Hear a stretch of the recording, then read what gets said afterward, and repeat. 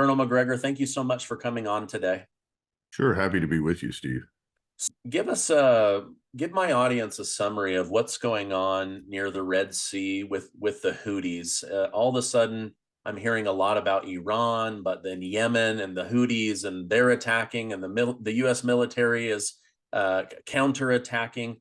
Give us just a rundown of this, what's going on in this situation. Well, first, all of your viewers should stop for a second, pause, and remember that certainly over the last 30 years, lots of people have been talking about bombing Iran. I remember when I was on active duty listening to John McCain sort of repeat this old song about Baba Baran, Barbaran, and then he would say bomb, bomb, bomb, bomb, bomb Iran. This has been going on forever. And the neocon globalist cabal has been trying desperately to bring a war on with Iran. Now, remember that what stood between war with Iran and reason, rationality, and peace the last time around in 2019 was Donald Trump. He said no. And what had happened was a global hawk had flown right along the edge of what we call the Air Defense Identification Zone, ADIZ. And that was deliberate by the CENTCOM commander, then General McKenzie, and he was working with John Bolton and Secretary of State Pompeo, and they all thought this was brilliant because they knew there was better than a 50% chance that the Iranians would shoot down this global hawk, which, by the way, under international law, if you fly into the or on the edge of the air defense identification zone of any country and you don't alert that country that you're doing so with a military aircraft, then they have the right to shoot it down. And it specifically talks about in law, intelligence, surveillance, reconnaissance, which is exactly what the global hawk is about. So the Iranians watched and watched and watched, and finally they said, well, I guess we shoot it down, and they did. Well, this was greeted with tremendous joy inside the Beltway, especially by the usual suspects. Oh, this is great. Now we have what we need. We can attack Iran. I mean, you've listened to General Keane on television. He's another one.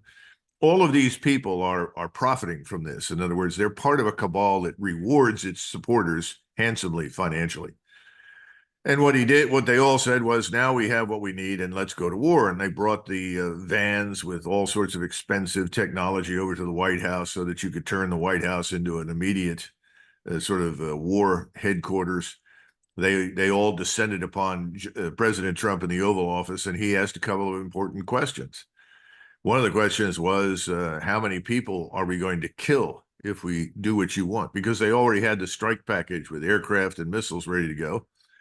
And the answer was, well, perhaps 300, maybe 500. And he said, how many people did we lose as a result of Global Hawk? I said, well, it's unmanned, nobody. Then he said, well, after the strikes go in, then what? Well, the answer is, well, we have a war. And why? What's the point? What do we gain from this? And he said, no, thanks very much for all the information, appreciate it, but no, we are not going to respond to this with a massive strike package.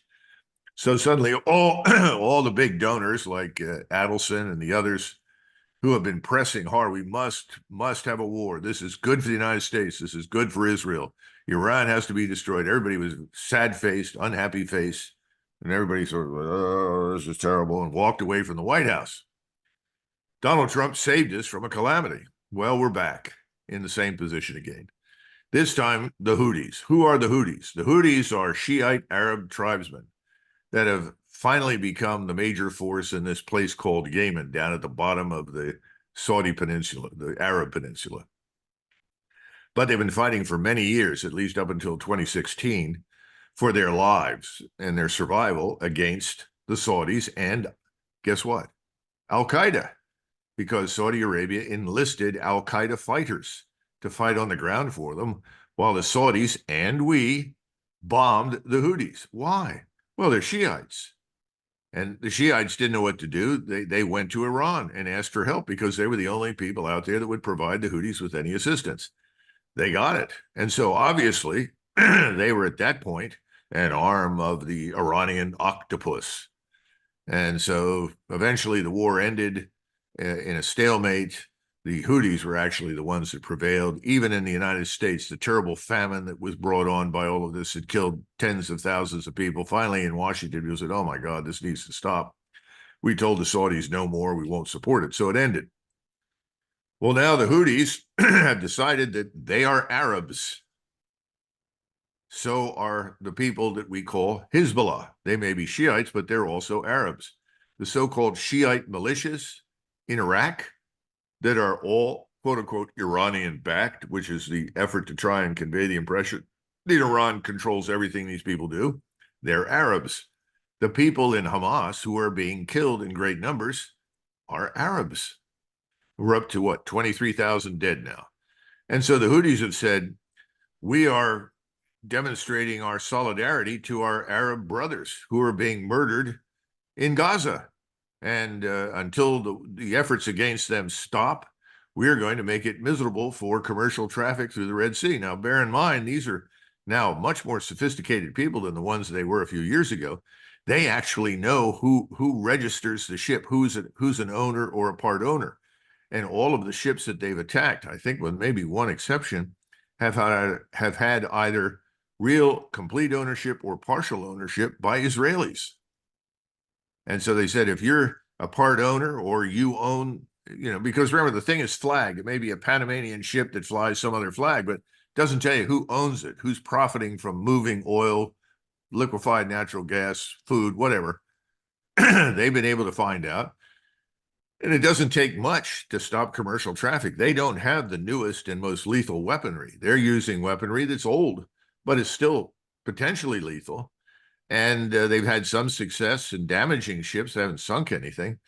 But if you're an insurer sitting in London, like Lloyd's, you're not going to insure any ships that go through the Red Sea until this is gone. And we have been pushed and pushed and pushed to, well, you've got to go down there and do something. I mean, the Israelis want us to do something because the Israelis can't use their port of Aqaba. They can't get through the Gulf of Aqaba or down where the port of Eilat is. They can't move anything up through the Suez Canal and then around in the Eastern Mediterranean to Israeli ports. So the Israelis said, you've got to do something. So after much gnashing of teeth and so forth, we did. Now, keep in mind that the Houthis were prepared and they were actually informed before the strikes went in. So I'm not sure we did much damage. And friends of mine who are on the inside that looked at the target set told me that we were hitting targets that we hit back in 2015 and 2014. In other words, these aren't new things that we haven't struck in the past. So I don't think it had much effect, but I think it probably made Mr. Netanyahu very happy, and it made people on the Hill happy because, in theory, this could lead to war with Iran, which is the real goal. We've got to go to war with Iran. Iran is the enemy. So I don't think it's had much impact on the Houthis. I don't think the Houthis are about to surrender and go away. I hope we don't try to land soldiers or Marines to chase them through the mountains down there. The terrain is terrible. It's a rotten place to fight anybody. The British were down there in Aden years ago in the 60s, and they finally said, to hell with this, and went home. I hope we don't bother with that. I wish we would talk to them and see whether or not we could come to some sort of arrangement. We know what their demand is, which is to stop what's happening in Gaza. We understand that, but maybe there's some room for discussion. We have this bad habit of sanctioning and bombing everyone who doesn't agree with us. It hasn't worked, and it's not going to work with the Houthis. But the real danger, as we started this, and I apologize for the long diatribe, the real problem with this is it's really about Iran. And we don't understand that all of that oil infrastructure up and down the Persian Gulf and into Saudi Arabia, it's all very fragile. It wouldn't take much to damage any of it. And that has huge implications for us and for the world economically. Yeah, well, it was Senator Lindsey Graham who said that we should bomb every one of Iran's oil fields over the Israel attack. I mean, that would have had global repercussions that we can't even imagine. And yet he was willing to do it at the snap of a finger. Thank goodness he doesn't control the nuclear buttons, you know? Oh, gosh. Well, he's the combat lawyer, remember? His great claim to fame is he's a veteran. Yeah, he's a And JAG lawyer. Afghanistan, and he was in Iraq. And what did he do? Well, he was an attorney in the forward operating base. That's like saying I led the Boy Scout troop. along the border with Mexico. Yeah. Wow. That's a great example. When you were telling that setup of Iran and that unmanned aircraft to be shot down, I couldn't help but think of how the military and the CIA were trying to trick JFK with a fake airplane being shot up by Cuba in order to justify. I mean, it's almost like they were trying to set Donald Trump, trip him into a war, but he saw through it and asked questions just like JFK did. Um, Well, Now, the other thing is we got to give President Trump credit for something. And look, I have a lot of affection for him. I like him, but he has good instincts, and he listens to them. And his instinct said the American people don't want a war. A war is not good for anybody. A war will not help this country. A war will not help anyone who lives in the Middle East. So I'm not going to do it. Thank God. I don't see any evidence for any sort of instinct with this man Biden, or for that matter, most of the rest of the candidates. I think RFK Jr. would be inclined to say no too, but the rest of them, forget it. yeah, yeah. Um, why did Biden unlabel or remove the Houthis as a terrorist group in 2021? Had something changed? Because now this morning I read he's definitely putting them back on the terrorist watch list. I guess I don't understand it. Neither do I really. And I'm not familiar with the reasoning behind it. I'm sure there are people out there that can tell you whatever the rationale was. But the point is, it didn't last long, and they're back on the hit list. Gotcha. And that's the way that's where they're gonna stay. Pretty soon, everybody in the Middle East is going to be on that list. Yeah. Okay, final question. I appreciate you coming on. You brought up Donald Trump. He has just barnstormed Iowa. He won by a number bigger than any Republican in the party's history. That doesn't mean anything other than he's got one state. We'll see if it's a pattern in New Hampshire. But how might Donald Trump react to with presidential power react to the crisis at the southern border? Because as of yesterday, Senate Majority Leader Chuck Schumer said he wants a bill that allows 5,000 illegal immigrants into the country 365 days a year, immediate work visas, a place to live, food, cell phone, lawyers. Just bring them in and push them on the path of citizenship from hour one.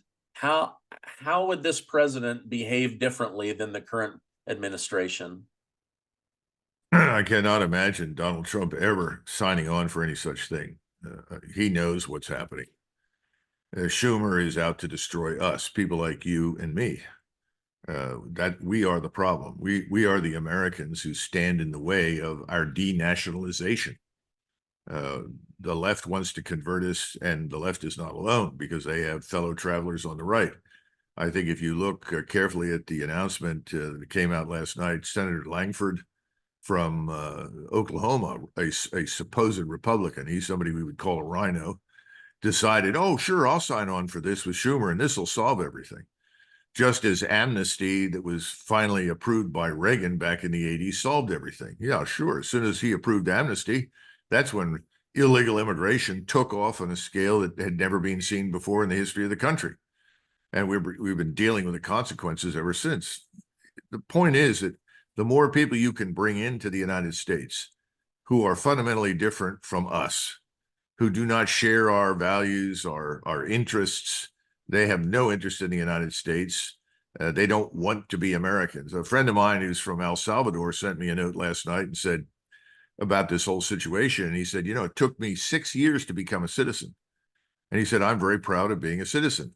He said, then I ran into people from what was it, MI 14 or 15? I can't remember the gangs out of Oh, El Salvador. yes, the MS-13. MS-13, that's right. He said I ran into some people who were in MS-13 who had just run in, and I guess they joined the Marine Corps because that was a path to citizenship. They could stay here permanently, do their time, learn some useful skills, and then get out and continue their criminal activities. Uh, this is a catastrophe for us, and Schumer knows it. He wants it. Langford may or may not know it. I think he's just responding to donors. Who knows how much money is being spread around into various PACs on the promise that if you go ahead with us and help us to ruin America, turn it into some extension of the unwashed developing world, so that our republic dies and everything that we associate with being an American is vanished, then you can have all this money. I mean, I think it's what it boils down to. I have less and less confidence that there are very many people holding high office in this country who really care about us anymore. Yeah, seems to be an insider's game for how to win in the stock market while pretending to care about the American people. Oh man. Well, Colonel Macgregor, thank you so much for coming on, keeping us in the loop on the Russia-Ukraine situation, the continued war propaganda and fear mongering to scare America. I read just this morning that like people in Sweden are so afraid that Putin is going to attack that their mental health crisis phone lines are like hours long waiting. They've scared their people so much that they're literally, these rumors of war are giving them panic attacks. It's just sad. Look, the Swedes and Finns, the population in those countries were very alarmed by the sudden arrival of U.S. troops and equipment and technology up near the Arctic Circle. Obviously, we wanted access to bases there, and we're rushing up there ostensibly for the purpose of threatening Russia. This is very dangerous because the Russians present no threat. But if we continue to try and encircle and threaten Russia, God knows what happens if we try to put missiles and radars up there. All sorts of terrible things could happen in the future, but they will be things that we provoked and precipitated. The Swedes and the Finns are, as a group, I would characterize them as sheeple. They believe whatever they're told by their governments. I've been to Sweden many times, and I always loved the place, enjoyed the people, but one of the problems I had with them is that they would always respond to a question, why do you do this, X, Y, and Z? And the Swedes would say, well, the government has made a study and determined that it is good for you. And I, as an American, I said, Yeah. why the hell would you trust your government? I don't trust mine. And I don't believe in unconditionally supporting anybody anywhere for any reason. I want to know why. I thought that's a big part of being an American. That's what distinguished us. Everybody that came here said, we've had it with the old regime. We want to have a say in what happens. And if you start doing things to us, we're going to say, why? I don't hear very many whys. Yeah.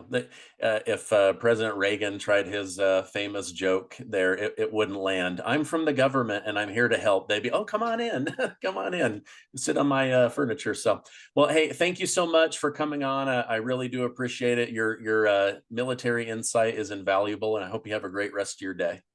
Thank you, Stephen.